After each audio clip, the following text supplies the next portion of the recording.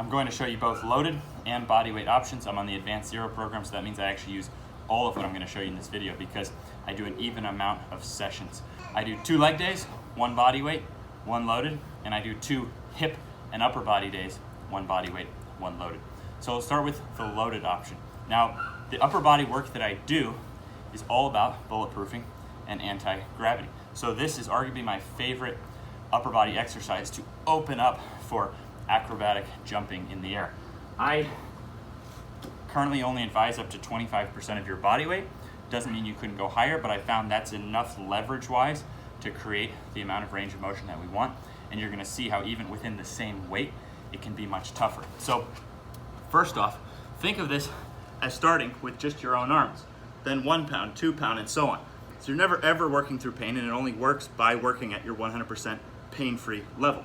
Now, again, I'm showing you the heavy one here, so it might be a little bit harder to talk mid-set, but if you want to get that dumbbell onto your chest, you then want a triangular grip, and you want to press up. Now I'm positioning my back just so that my shoulders have room to go off, and you'll notice with my hips, I'm lowering my hips, because if I keep my hips up, then I don't get as much of a stretch. So I'm keeping my hips down while I keep my elbows as straight as I can and lower as deep as I can.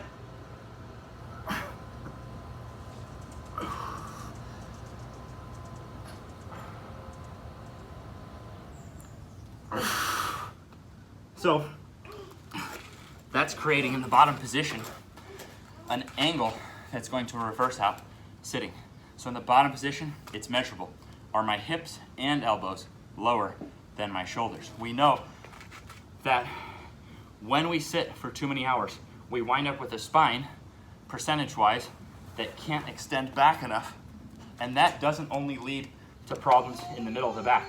That leads, statistically, to more lower back pain, neck problems, shoulder pain, surgeries. So we're more likely to have neck, shoulder, or back surgeries if we spend too much time sitting. So I'm not proposing the alternates to that. Other people can come up with alternates to sitting. I still sit like a mofo, but I do this and I have that measurable target. So that's the purpose of a standard. That's the purpose of a goal to shoot for, is that it gives you something that most people can't do, that most people could do if they work towards it. Now, without that, and I'm not the world's expert on this, a gymnast or someone like that could teach you much better. But for my intents and purposes, I actually bring my legs close together, and now I put my hands flat, and I just think about those upper back muscles extending.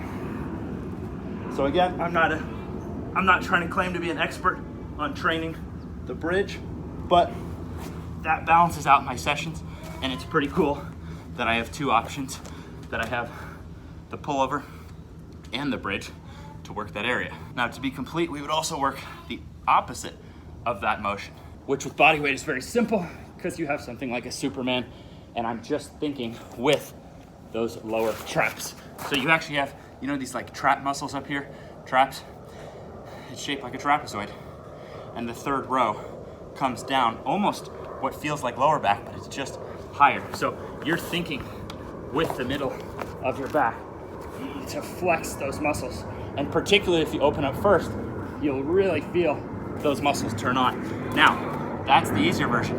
And the loaded version is actually one of the tougher forms that I coach, period. So please understand that I never intended for difficult forms like what I'm about to show you to just be tried willy-nilly. My whole career, I wasn't on social media because I thought it'd be ridiculous to try to coach these movements without form coaching. So I only went online once I figured out, okay, we can actually coach the form online. So when people do this, I'm expecting to see the last set until the form is perfect. You want to set your bench close to 45 degrees. I'm using the Flybird off Amazon. So this was one of the cheaper ones I could find on Amazon. It came pre-assembled, which was unbelievable, and it's plenty sturdy for these purposes. Now on this, I suggest starting with just your arms, then 1 pound and so on.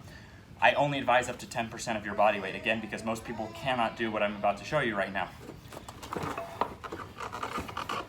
You rest on your knees, and then you want your abs pressed against the bench. So you don't want to come back, which could cheat the motion. The abs stay against the bench. The elbows stay locked. And now I have to raise my arms in line with my body and hold it there, and then slowly come back down. And I'm raising my arms at 45-degree angles to each other. So right there, so not a 90, 45, elbows locked, fight it, back down. Looks so simple, so much tougher, but now you're really working those lower trap muscles. So I would call this an incline dumbbell Superman, because the name Trap 3 Raise unfortunately didn't catch on, but that's what we're trying to work. We're trying to work that lowest level of traps, so we open up and then lock it in to statistically reduce our chances of not just mid-back problems, but lower back, shoulder, and neck problems. And now you have solutions you can do with weights or without. I believe in training them evenly. Remember that my philosophy on life is the truth is inclusion, not exclusion. Exclusions can seem easier at first. Here's a quick fix to a problem, blah, blah, blah. Just do this or just do that. But I'm finding better results in training by balancing body weight and free weight, by training both sides of something that I want.